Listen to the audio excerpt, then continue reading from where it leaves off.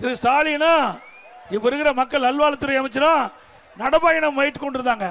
அப்போ திரு உதயநிதி ஸ்டாலின் நடித்த படம் என்ன படம்? தலைவனா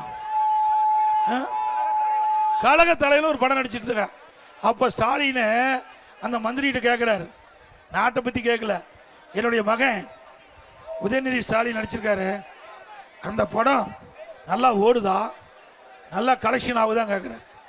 இதான் நாட்டுக்கு முக்கியமா? வாக்கிங் போகும்போது கூட, நடப்பயணம் போகும்போது கூட வீட்டை பத்தி தான் சிந்திக்கிறார், நாட்டு மக்களை சிந்திக்கல. உண்மையிலேயே ஒரு நல்ல முதலமைச்சராக இருந்தா கிடைக்கின்ற நேரத்தில் தமிழ்நாட்டு மக்களுக்கு என்ன பிரச்சனை, அதை எப்படி தீர்ப்பது என்று சிந்திச்சு பேசியிருந்தா ஒரு நல்ல முதலமைச்சர். ஆனா தன்னுடைய மகன் நடித்த படம் சிறப்பா ஓடுதா, நல்ல கலெக்ஷன் ஆகுதானா, இப்படிப்பட்ட முதலமைச்சர் நாட்டுக்கு தேவையா? அதோட இதெல்லாம் பாத்தீங்கன்னா எங்க பார்த்தாலும் போதைப் பொருள் நிறைஞ்சி இருக்குது. கஞ்சா விற்காத இடமே இல்லை. சந்து பந்து மூல முடக்க வீதி, கிராமத்திலிருந்து நகர வரை கஞ்சா தாராளமா விற்குது. இந்த போதைப் பொருள் நிறைந்த மாநிலமா தமிழ்நாடு மாறிடுது. பல முறை எச்சரிக்கை சட்டமன்றத்தில் பேசுறேன், நம்முடைய தொலைக்காட்சியில் பேட்டி கொடுத்தேன், ஊடகத்தில் பத்திரிகையில் பேட்டி கொடுத்தேன். இந்த அரசாங்கத்தில் நடவடிக்கை எடுக்கல.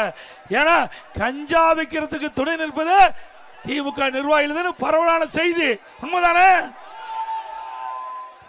இன்னைக்கு பள்ளிக்கு அருகில, கல்லூரிக்கு அருகில, பொது இடத்துல அதிகமாக கஞ்சா விற்கிறதுனால இன்றைக்கு மாணவர்கள், இளைஞர்கள், பொதுமக்கள் கஞ்சாக்கு அடிமையாகி குற்றச்செயலில் ஈடுபடுறாங்க. மிக மோசமான ஆட்சி. இன்றைக்கு நாம் பெற்ற செல்வம் நம் கண்ணு முன்னே எதிரே சீரழியக்கூடிய இந்த ஆட்சியில இப்படிப்பட்ட கேடு கட்ட ஆட்சி தேவையா? நமக்கு செல்வமே நம்முடைய குழந்தைகள். கண்ணை இமையாப்பதை போல குழந்தைகளை வளர்த்து வச்சா இந்த வெக்கங்கட்ட ஆட்சியில இந்த போதை பொருளுக்கு நம்முடைய குழந்தைகள் அடிமையாகி இன்றைக்கு அவருடைய வாழ்க்கை சீரழியக்கூடிய ஆட்சி தொடர வேண்டுமா? அதோட அதிமுக ஆட்சி வளர்ந்தவுடனே 3 மாதத்தில் தமிழகத்தில் கஞ்சா இல்லை என்ற நிலையை உருவாக்க அறவே ஒழிச்சுவேன். தமிழகத்தில் முழுமையாக அறவே கஞ்சா ஒழிக்கப்படும்.